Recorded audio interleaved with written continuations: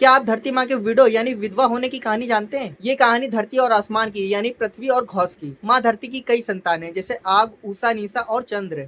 अग्नि यानी आग का प्रभाव माँ धरती के गर्भ में दिखाई देता है, यानी अग्नि माँ धरती के गर्भ में विराजमान है। उषा मतलब दिन और निशा मतलब रात। इंद्र और चंद्र माँ धरती की ही संतानें हैं। इस कथा में हम इंद्र की क्रूरता के बारे में जानेंगे, कैसे उन्होंने अपने पिता घौस यानी आसमान की हत्या करके अपनी माँ धरती को विधवा कर दिया। एक बार जब धरती माँ गर्भवती थी तो उनके पेट में इंद्र पल रहे थे। ऐसे ही कुछ समय बीत गया और इंद्र के जन्म का समय भी नजदीक आ गया, लेकिन इंद्र अभी पूरी तरह विकसित नहीं थे। लेकिन फिर भी इंद्र बार बार धरती के पेट के अंदर से प्रहार कर रहे थे। इससे माँ धरती को बहुत ज्यादा दर्द हो रहा था। घौस यानी आसमान को उनका यह दर्द देखा नहीं गया और उन्होंने माँ धरती के पेट में अपना हाथ रख दिया ताकि इंद्र को बाहर निकलने से रोका जा सके। लेकिन इंद्र इतने शक्तिशाली थे कि उनके पिता भी उनको रोक नहीं पाए और बाहर आते ही शिशु अवस्था से युवा अवस्था में बदल गए। बाहर आते ही इंद्र ने अपने पिता घौस से युद्ध करना शुरू कर दिया। घौस इंद्र की शक्ति के सामने कमजोर पड़ गए और इसका फायदा उठाकर इंद्र ने एक जोरदार प्रहार किया, जिससे वे वहीं धराशायी हो गए और अपनी आखिरी सांसें गिनने लगे। इंद्र को इसका जरा भी पछतावा नहीं हुआ। मरते हुए घौस ने माँ धरती के माथे पर अपना हाथ रखा, लेकिन उनका हाथ माथे पर से फिसल गया, जिससे माँ धरती का सिंदूर मिट गया और माँ धरती हमेशा के लिए घौस यानी आसमान से अलग हो गई।